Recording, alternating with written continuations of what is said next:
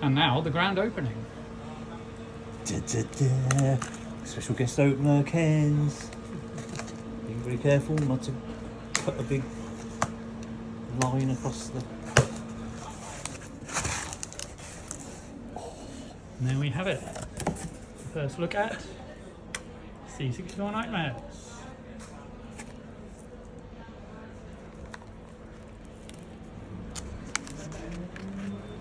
And I'll be signing 300 copies of that at ZZAP Live this weekend.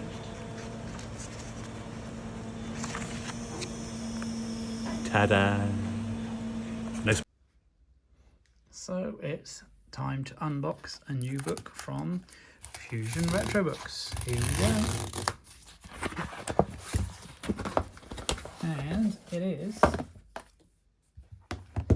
C64 Nightmares. Celebrating the weirdest, toughest and worst Commodore 64 games that we love to hate. By Andrew Fisher. Yes, that's me. This is my new book for Fusion Retro Books. C64 Nightmares, the companion to Graeme Mason's ZX Nightmares, celebrates the worst Commodore 64 titles that gamers had to endure. From insanely difficult platform games such as Chubby Gristle to awful management simulations like Gridiron 2, Andrew Fisher looks at the worst bunch in the C64's massive back catalogue. So once again, thank you to Chris at Fusion Retro Books, and this is a signed copy. I wonder who signed that. And to Steve Day as well for the design. So the foreword from my fellow ZZAP reviewer, Robin Hogg. And as you can see, the book is split into 4 main sections: Loathsome licenses, so TV, film licenses and arcade conversions, Patience is a Saint, really difficult games that tried your patience, controversial games and strange ideas in They Did What, and then the simply awful. So there's me with my ZZAP 64 thumbs up. And in the first section, I do love the way that Steve has got the sprites from each game and added them to the layout, so it looks good. So then went to the first chapter with terrible games like R and Afterburner, Big Trouble in Little China, Cisco Heat, and on some pages there are play instead or also avoid comments. So like here, Super Hang-On was also pretty terrible on the 64, and Super Soccer from Imagine, Final Fight there, Power Software's The Evil Dead, Grange Hill, terrible game, vertically scrolling Dragon Spirit mentioned there, alongside Gunsmoke from Capcom, Hard Driving, Too Ambitious for the 64, Highlander, Notion license that went wrong, Howard the Duck, a flop to match the flop film, Hunchback at the Olympics, Inspector Gadget, which could have been brilliant if it looked like that, but ended up looking like that, Jailbreak, Judge Dredd, Karnoff, basically a port of the Spectrum version, Terrible Knight Rider that took too long to arrive, Lauren Hardy, interesting idea, split screen like Spy vs Spy, but very hard to play. Milk Race, Pink Panther, Roy of the Rovers, Shackled, another arcade conversion. Super Gran, there's actually 2 games called Super Gran, both of them pretty bad. Top Fuel Challenge, Turbo Esprit, good on the Spectrum, not so good on the 64. Werner from the German cartoon, Who Framed Roger Rabbit, and Zybox, and then Patience of a Saint. These are games that are really tricky to play. It's Booty, one of the earliest games I got on the 64, Brian Bloodaxe, Cameron's of Erevan, China Miner, where the first screen is incredibly difficult,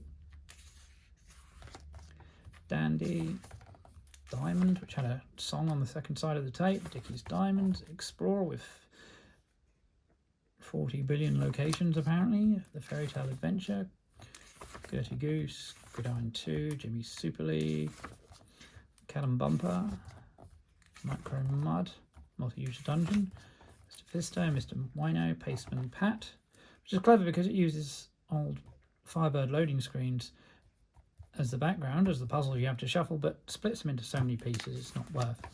Persevering, Terrible Pro Golf, Purple Turtles, personal game I don't like, Robobolt, one of the worst games of all time on the 64. Truly don't bother playing it. Rogue, which was unfortunately very flawed and bugged. Room 10, Pong in 3D basically. Search for the Secret of Life graphic adventure creator game. Snooker and Pool, Soccer Challenge, Street Machine. Terrible, terrible. When you crash, you get all these numbers and you have to get them down as low as possible. It's such a boring part of the game.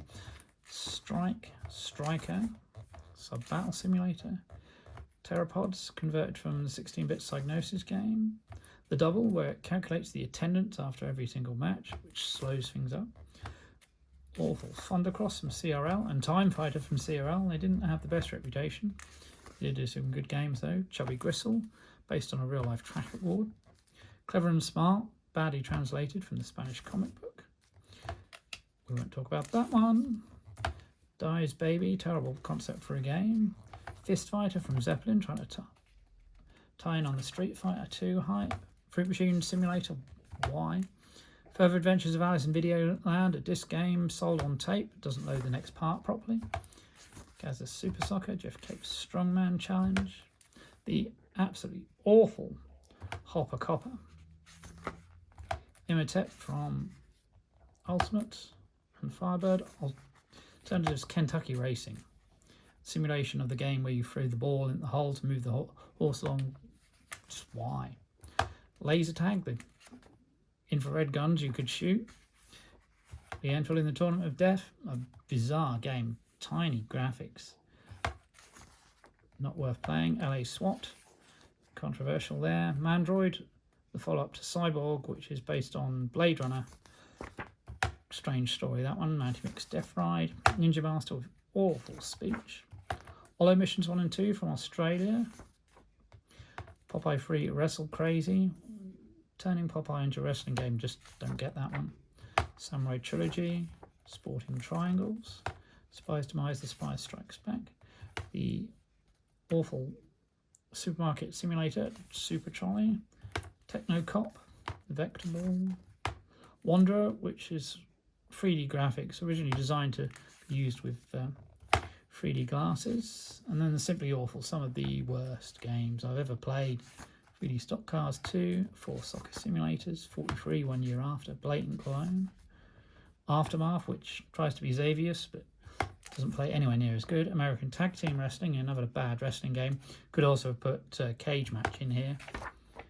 Beach Buggy Simulator, Betrayal, the often derided Bionic Granny, as I said, featured in Stuart Ashen's book, terrible old games you probably never heard of, now you've heard of it.